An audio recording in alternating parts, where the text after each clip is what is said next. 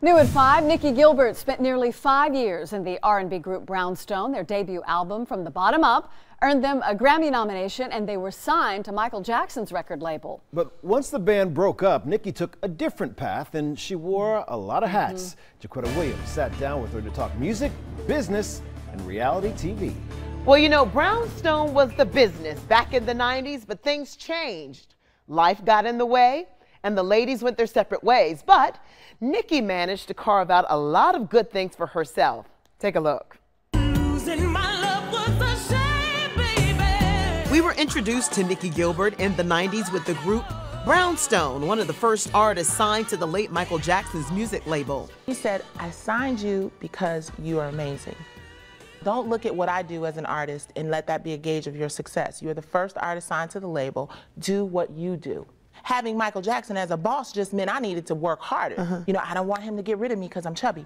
Nicci says she battled weight issues for a long time, but they found ways to hide it. When you look back at some of the Brownstone stuff, you'll see we wore a lot of suits and big coats and, you know, let's see how we could camouflage you, and taking extra time to light me from here up. Gosh, you got such a pretty face. If we could just do something about this weight. I had a stylist literally get so frustrated because she couldn't fit me. She just, and just dropped the clothes and walked off. Nicci says she was a size 18 or 20, but she was determined to get rid of it, even if she had to do it the wrong way. I literally lost like almost 100 pounds. Wow. And like fast. I did every diet pill, I had cosmetic surgery, I had a tummy tuck at 24 years old. Cut, you pull, cut it off, sew it back, replace the navel at 24 years old.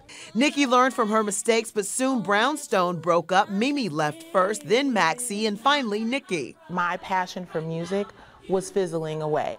It was time for it to be over. She wanted to transition into acting, TV, films, and reality TV. Nicci is part of TV One's R&B Divas. It's a really important network as far as our community is concerned, and I knew with them getting it out to our people, if they just watched, honey, they would like it. She's also an executive producer of what she calls a docu-series. You know, the women that are a part of the show were genuinely my friends, but the most important thing was to show women on television who were friends and not running across tables and not throwing drinks and not cursing and spitting at each other. Nicci says her time in Brownstone dealing with body image was part of why she created Curvato. Curvato lifestyle is basically about, you know, like the single and the title track for the show, Loving Me. It's me finally being able to look in the mirror and be like, you know what, girl, you bad. You got a few extra curves on you. It's about enhancing what you have and not omitting. It's not just about selling stuff to people. It's about selling the idea of having confidence